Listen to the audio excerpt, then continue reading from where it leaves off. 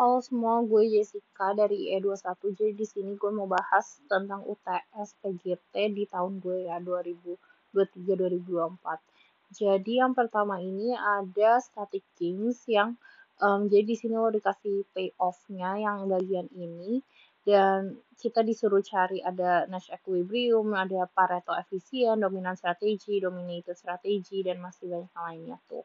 Sampai poin G. Jadi nomor satu yang A dulu, di sini kan ditanya semua strategi yang ada Nash Equilibrium-nya itu apa aja gitu kan, ditanya Nash Equilibrium-nya gitu. Sebenarnya ini lu gampang aja ya, kan kayak udah sering, mungkin ini paling basic banget dan udah pernah belajar dari mikro dan matkul-matkul sebelumnya. Jadi kalau misalkan untuk player satu ini lu bisa compare dia itu per row ya, tapi kalau misalkan untuk player 2 ini tuh kan yang kolom. Jadi kalau misalkan kita lihat nih, kalau misalkan player 2 pilih strateginya itu di left, lu bisa lihat player satu ini tuh sebenarnya itu akan milih um, U atau enggak strategi D kan. Sedangkan kalau misalkan player 2-nya ini milih C, dia si player satu ini akan milih D dan kalau misalkan player 2-nya pilih R, player satu ini akan pilih si D juga. Terus, jadi lu bisa titik-titikin dulu nih. Terus setelah itu lu lihat yang strategi yang akan dipilih player 2. Kalau misalkan player satu U, si player 2 ini akan pilih L kan. Nah, sedangkan kalau misalnya player satu ini pilih M, player 2 itu bisa milih either si L atau enggak C kan. Dan kalau misalkan player satu pilih D, si player 2 ini akan pilih L kalau enggak R. Jadi di sini lu bisa simpulin yang Nash Equilibrium kan kita tahu kalau Nash Equilibrium itu best respond dari kedua player. Nah, lu gampangnya lu tinggal lihat strategi yang dua-duanya itu didotin sama baik untuk player satu dan player 2. Nah, di sini kita bisa lihat kalau yang Nash Equilibrium di sini tuh ada di UL, terus ada di DL, dan juga ada di DR gitu. Terus yang kedua kita bisa lihat all outcomes that are Pareto efisien. Jadi Pareto efisien itu kondisi di mana kedua player ini itu udah better off gitu. Jadi kalau misalkan dipindahin justru itu salah satu player itu akan worse off kan. Nah, di sini kita bisa lihat gampangnya sih kali ini tuh tinggal lihat aja payoff tertinggi dari player baik player satu maupun player 2. Jadi lu pilih payoff tertinggi dari strategi yang ada nih. Jadi kalau misalkan di sini gampangnya lu lihat kan kalau misalnya player 2 ini payoff tertinggi ada di strategi kalau misalkan player satu pilih U dan player 2 ini akan pilih L dan sedangkan kalau misalkan untuk player satu dia itu akan pilih yang ini nih, yang pada saat player satu pilih player 2 pilih R, si player satu ini akan pilih D. Dan mereka itu nggak mungkin bisa dipindah-pindahin lagi. Karena kalau misalkan dipindah-pindahin lagi itu justru dia akan mengurangi salah satu payoff dari pemain gitu aja sih. Jadi di sini lo bisa lihat kalau the Pareto efficient outcome itu di UL dan DR gitu. Nah, kenapa misalkan walaupun DL Nash Equilibrium tapi dia nggak Pareto efisien? Karena kalau misalkan si DL ini kalau gue pindahin ke atas kan ini si player 2-nya ini kan lebih better off jika dia milih si di U dan L kan. Sedangkan kalau misalkan player satu ya sama aja sebenarnya kan gak worst off juga kalau misalnya strategi yang diambil emang UL ini nggak DL gitu. Oke, terus yang di C ini ditanya apakah ada dominan strateginya. Kita bisa lihat kalau di sini tuh nggak ada dominan strategi karena dominan strategi itu kan strategi yang selalu dipilih antara player satu kalau nggak player 2. Nah, tetapi di sini dua-duanya itu nggak punya dominan strategi. Tapi dia itu punya weekly dominan strategi di mana si player 2 yang punya, which is player 2 dan player satu juga punya ternyata. Dia itu which is kalau player satu itu yang D dan kalau misalkan player 2 itu ada di L. Kenapa itu dikatain weekly? Karena misalkan di strategi misalkan player satunya ini akan pilih M. Nah, si player 2 ini kan bisa aja sama aja kalau dia bisa pilih L, kalau nggak dia bisa pilih C. Sama juga buat player satu gitu. Pada saat misalkan player 2 pilih L, dia bisa juga pilih U atau D. Jadi nggak ada benar-benar yang si baik player satu ataupun player 2 itu menang kalau memilih strategi tersebut gitu. Terus yang D, Is there any strictly dominated strategy? Di sini tuh ada strictly dominated strategy. Kita bisa lihat kalau misalkan si M ini kan nggak pernah dipilih ya sama si player satu gitu. Jadi dia itu M ini akan didominated oleh si strategi D untuk player satu gitu. Jadi di sini cuma player satu yang punya strictly dominated strategy gitu. Terus yang E, can the game be solved by iterated elimination of strictly dominated strategy? If yes, describe the elimination process. If not, explain why. Nah, baiknya sih lu semua buat table-nya dulu, jadi lu bisa lebih enak gitu untuk mengeliminasi. Nah, kan dari atas kita udah tahu nih, kalau misalkan M ini nggak akan dipilih, jadi kita bisa langsung coret si M-nya. Nah, habis itu kan sebenarnya sisanya itu tinggal ini dan ini aja kan. Tapi kita lihat kalau si player 2 itu, kalau dia udah nggak ada, kalau player satunya nggak milih M, dia itu berarti nggak akan milih C dong. Jadi kita bisa lihat juga kalau misalkan dia udah ngecoret berarti ini dan ini kan juga nggak pernah akan dipilih juga sama si player 2 itu. Jadi all visible strateginya itu yang tersisa cuma tinggal apa? Tinggal ini, UL, terus DL, UR, sama DR. Jadi kita juga bisa solve dengan ini eliminations of strictly dominated strategy gitu. Terus yang F kan the game solved by rationalizability. Nah, rationalizability kan itu lebih kepada kita itu mengeliminasi strategi yang tidak mungkin diambil kan. Nah, di sini juga sebenarnya hasilnya sama seperti yang di E karena M ini kan nggak pernah dipilih ya sama si player satu gitu. Terus habis itu kalau misalnya M-nya nggak dipilih karena udah C-nya juga si player 2 ini nggak akan pilih C juga kan. Jadi sisanya itu ya tinggal ini aja guys. Jadi strateginya UL terus ada UR, DL sama DR gitu. Terus kalau misalkan G, what is the difference between the solution concept in A, E, and F gitu. Ini sebenarnya lebih ke hafalan sih. Kalau misalkan dominan strategi equilibrium itu people itu hanya bermain berdasarkan rasionalitas mereka. Sedangkan kalau misalkan udah iterated eliminations of strictly dominated, people itu akan bermain menggunakan rasionalitas tambah plus dengan common knowledge yang kayak antara player satu tahu, player 2 juga tahu. Seperti itu kan common knowledge tuh. Terus yang kedua kalau yang ketiga rationalizability, people ini akan play the game by using rationality, common knowledge, dan belief mereka. Sedangkan yang terakhir untuk Nash Equilibrium, people itu akan play game itu using rationality, common knowledge, correct beliefnya ini udah teruji correct ya guys. Dan makanya hal ini tuh jika udah dijadiin kesatuan akan mengenerate mutual best response gitu untuk nomor satu. Oke, jadi kalau misalkan ini sekarang kita ke nomor 2. Nomor 2 biasanya itu lebih ke oligopoly game. Dan di sini tuh ini either ntar dulu akan ditanya Kurno atau Stackelberg atau yang lainnya. Tapi yang paling sering itu Kurno. Jadi langsung aja two firms yaitu A dan B, dia itu produce exactly the same goods, and each firm selects how much quantity to produce. Thus, they compete in quantity in the same market. Nah, kan ini udah kasih tahu ya, kalau dia itu compete in quantity ini tuh udah langsung biasanya itu si Kurno gitu. Assume that the inverse market demand functions is P sama dengan 100 min 2 Q. Suppose that there is no fixed cost and the firm's face the same marginal cost as given by MC sama dengan seperempat for firms A dan B. Terus ini ada disuruh cari best response, Nash equilibrium, terus best response draw the best response function and NA-nya, terus ada find collision equilibrium, sama is there any incentive to collude, explain gitu. Jadi yang pertama-tama kayaknya itu kalian tuh lebih baik tulis dulu nih kayak apa aja nih yang udah diketahuin. Terus harus remind kalau misalkan ini tuh MC ya guys, jadi belum total cost. Sedangkan kalau kalian itu butuhnya total cost di sini gitu kan. Terus yang pertama karena disuruh cari best response function for each firms-nya. Kalian bisa pakai ini sebenarnya juga udah diajarin ya di mikro. Jadi pertama kalian bisa cari kalau gue caranya itu total revenue-nya dulu lu cari dengan P kali Q1 dan lu tuh harus tinggal masukin ini dan tinggal dikali Q1 aja. Dan Q-nya di sini tuh means untuk Q besar gitu. Jadi ada Q untuk firm 1 atau firm 2. Dan sorry banget ini gue tulisnya 1 dan 2 tapi sama aja ya guys maksudnya A dan B gitu.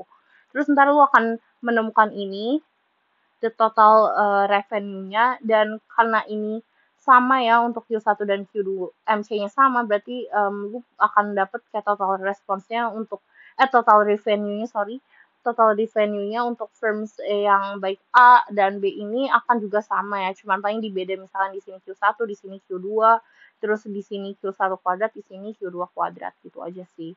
Terus dari lu udah temu total revenue, lu bisa cari apanya ini profitnya. Dan profitnya ini lu tinggal total revenue kan kurang total cost ya, terus lu jabarin aja nih satu-satu. Terus ntar untuk karena lu mau profit maksimisasi, lu akan turunin si profit ini ke Q-nya kan, dan sama dengan ini 0, dan dari situ bisa pindahin nih, lu bisa cari Q1-nya berapa, Q2-nya berapa. Dan di sini juga kan di atasnya udah sama, di sini juga akan harus sama guys. Gitu. Paling yang diubah ya cuman ini Q2 sama dengan ini Q1 sama dengan ini Q2, di sininya Q1 gitu. Gitu aja, dan sampai sini lu udah ketemu di best response function-nya gitu. Terus kalau yang B ditanya Nash equilibrium quantity for each firm sama total output in the market and market price-nya gitu kan. Jadi lu dari sini kan udah ketemu ya best response function-nya dari Q1. Terus lu jabarin nih kan. Terus habis itu lu tinggal masukin, lu kan udah nemu Q2 di sini. Biar lu masukin substitusin masuk ke yang Q2 ini dan taruh di sini. Biar lu tuh nanti bisa cari Q1-nya itu berapa gitu persisnya. Sebenarnya kalau di sini lu tinggal cari Q1-nya aja karena di sini Q1 sama Q2 sama ya, mengingat MC-nya juga sama. Jadi lu akan nemu Q1-nya sama dengan 16,625 gitu. Terus untuk Q besarnya kan tinggal Q1 tambah Q2, jadi 16,625 tambah 16,625 sama dengan 33,25. Nah, untuk P-nya lu tinggal masukin aja dari Q yang besar ini gitu. Jadi tinggal P 100 kurang 2 kali 33,25 sama dengan ya 33,5 ini. Oke, terus yang C-nya disuruh cari draw the best response function and Nash equilibrium, disuruh gambar. Nah, sebenarnya lu tinggal buat ya. Lu harus pertama-tama sih lu harus cari best response-nya. Di sini kan lu udah ketemu nih function-nya. Terus lu umpamain kalau misalkan Q1-nya 0, Q2-nya itu kan di sini akan 49,8 ya untuk si firm 1. Sedangkan kalau misalkan Q1 Q2-nya yang 0, Q1-nya akan 24,9 untuk firm 1. Sedangkan untuk firm 2 ini tuh yang ada di sini. Pada saat Q2-nya 0, Q1-nya akan menjadi 49,8, dan pada saat Q1-nya 0, si Q2-nya akan 24,9, kayak gitu aja. Terus lu tinggal lu buat grafiknya dulu, kurvanya, terus lu tinggal tarik garis aja nih, karena ini untuk best response firm 1 dan ini untuk best response firm 2, ini berdasarkan ini aja. Dan lu di sini juga jangan lupa untuk tulis, karena perpotongan antara best response ini kan ada namanya kurno ya, kurno equilibrium-nya. Nah, di sini lu kan nemu 16,625, jadi lu di sini juga tulis 16,625 aja gitu. Terus yang D itu find the collision equilibrium and each firm profit gitu kan. Lu tuh bisa dari competitive market dulu, karena P sama dengan MC, biar lu bisa ketemuin key besarnya berapa. Karena kalau kolut kan key besarnya ini akan dibagi rata gitu. Jadi semuanya akan dibagi rata. Jadi profit mereka juga pasti akan sama kan. Terus ya 100 min 2 key sama dengan 1/4 kan. Terus 400 min 8 key sama dengan 1. Ini tinggal kita kaliin 4 aja semuanya. Terus jadi 399 sama dengan 8 key. Dan key-nya itu 49,875. Jadi sama dengan 50. Q1-nya 24,93, kita bulatin jadi 25 gitu. Q1-nya akan juga sama dengan Q2-nya. Terus P-nya itu jadi 50. Terus untuk profitnya tinggal masukin aja, karena kuantitas dan harganya sama, berarti antara profit firm 1 sama profit firm 2 ini pasti akan sama. Jadi lu tinggal masukin P kali Q1 kurang 1/4 Q1 itu, terus tinggal 50 kali 25 min 1/4 kali 25, sama yang terakhir ini profitnya 124,3,75 ini itu masing-masing untuk firm 1 dan firm 2 gitu. Karena lu cari di sini itu hitungannya 25. Ingat lu tuh akan masukin key tiap perusahaan, bukan key yang besarnya ini gitu. Terus yang E, is there any incentive to collude? Explain. Sebenarnya untuk tahu akan ada insentif untuk collude atau enggak itu lu akan bandingin pada saat profit kuno sama profit pada saat dia cold ini. Karena kita belum cari profit kuno, ini gue cari dulu profit si kunonya gitu. Jadi di sini kan bisa dilihat ya dengan jelas kalau misalkan profit pada saat cold itu lebih besar dibandingkan profit pada saat dia kuno atau persaingan gitu. Jadi kita bisa lihat bahwa there is incentive to collude since the profit for both firms is higher when they collude rather than compete seperti itu. Kalau semuanya sekarang kita bahas yang ke bagian B dan bagian B ini sebenarnya itu ada dua opsi gitu. Jadi lo bisa pilih salah satu aja kerjain dan kebetulan gue kerjainnya yang B2 jadi gue akan bahasnya pada hari ini tuh yang B2. Jadi di sini ada di soalnya itu dikasih tahu kalau misalnya ada dua negara yaitu negara A dan B dan mereka itu competing over a piece of land that be occupies. Jadi country A itu decide whether to make demand or not demand sedangkan if country A makes demand, B itu can either acquiesce or fight war.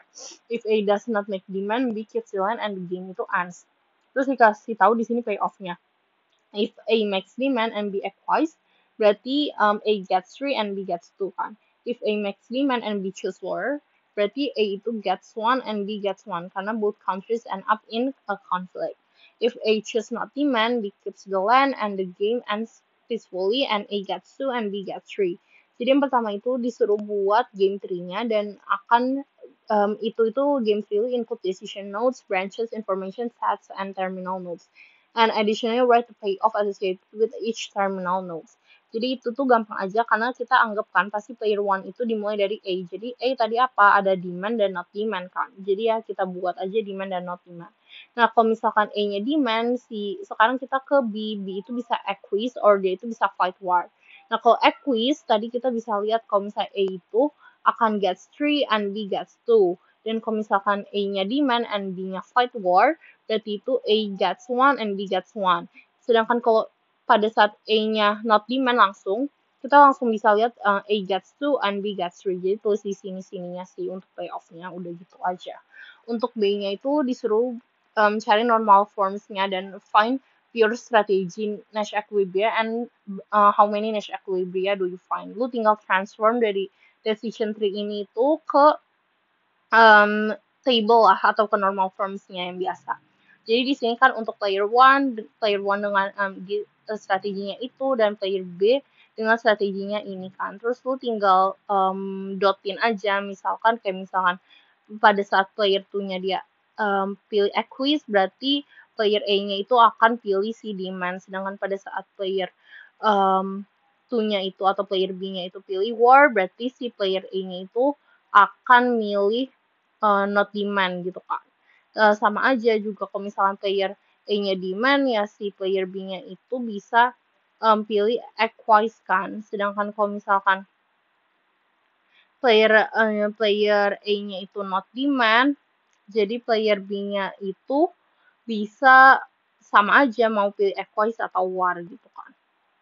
Jadi di sini kita bisa ketemu nih ternyata ada dua Nash equilibrium-nya yaitu yang ada dua dotnya seperti ini atau ada dua underscore-nya yaitu pada saat strategi player A itu D dan player B itu A atau enggak pada saat strategi player A itu not demand and player B-nya itu war atau fight war gitu. Jadi ini dia.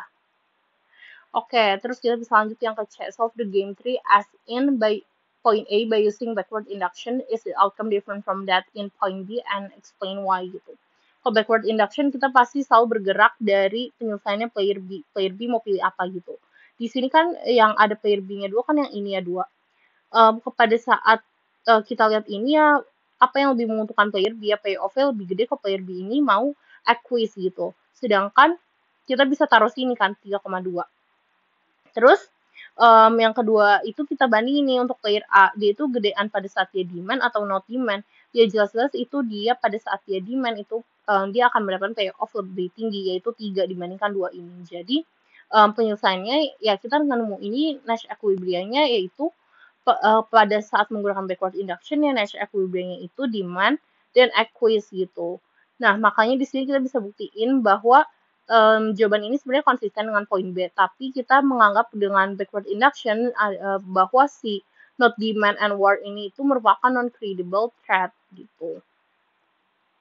Lanjut ke D yang terakhir, suppose that we revise the payoff. Jadi payoff-nya ini dirubah. Kalau misalkan A max demand and B acquiesce, both countries reach a peaceful agreement. A gets 3 and B gets 1. The remaining payoff same, semuanya kita disuruh cari sub-game perfect Nash equilibrium, strategic profile, and what the conclusion in comparison to your answer in B and C gitu. Nah, pada saat itu kita tinggal ubah di sini kan tadinya 2 kan, sekarang berubah jadi 1 aja gitu. Nah, di sini untuk player B ini sebenarnya nggak ada beda kalau dia pilih acquiesce atau enggak fight war karena ya pada saat ya dia dua-duanya payoff-nya ya sama aja kan. Tapi di sini tuh si B ini seharusnya akan pilih yang fight war. Kenapa dia pilih fight war? Karena kalau misalkan dia pilih fight war, otomatis si player A itu nanti kan bandingannya antara ini dengan ini dan dia pasti akan pilih ini dan kalau misalkan si player A-nya pilih not demand, si B-nya ini akan lebih higher pay off gitu kan dia akan dapat 3 dibanding 1 ini kan. Makanya dia akan milih fight war ini untuk prevent si player A-nya ini untuk milih strategi demand. Dia itu mau mendorong si secara nggak langsung player A itu biar milih not demand gitu. Mungkin segini aja untuk pembahasan UTS PGT. Banyakin latihan aja dan thank you guys.